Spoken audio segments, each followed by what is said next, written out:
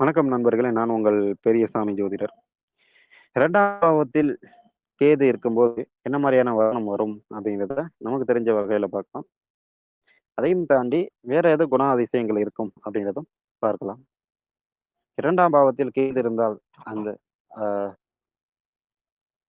இவர்களுக்கு வந்துட்டு பற்பொடி வியாபாரம் நல்லபடியா இருக்கும். இந்த பஸ் ஸ்டாண்டெல்லாம் பல்பொடி தனியா விப்பார்கள்ல, அந்த மாரி ஒரு வியாபாரம் சார்ந்த ஒரு தொழில்கள் சில பேர் செய்வார்கள்.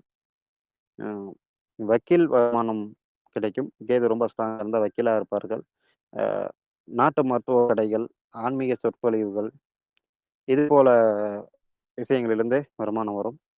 பருத்தி, பஞ்சு, ஜோதிடம், தையல், அக்குபஞ்சர் இது மூலம் வருமானம் கிடைப்பவர்களாகவும், வருமானம் பார்ப்பவர்களாகவும் இருப்பார்கள்.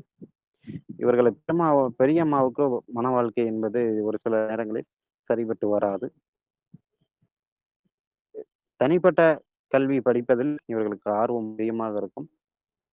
இவர்களுக்கு வந்து ஒரு ஆரம்ப கல்வியிலேயே ஒரு 2, 3 இடம் முன்னவராக இருப்பார்கள். என்ன காரணம்னா, கேது தடை பண்ணும். ஸோ, அவர்களுக்கு வந்து அந்த தடைய குடுத்துரும். இவர்கள் பேச்சு தாமதமாக இருக்கும். ஆன்மீகம் சம்மந்தப்பட்டு பேசணும்னா ரொம்ப நேரம் பேசுவாங்க. இவர்கள் அந்த ஆன்மீக பேச்சு கேட்கும்போது நமக்கே வந்து இனிப்பு ஊட்டும் வகையில இருக்கும்.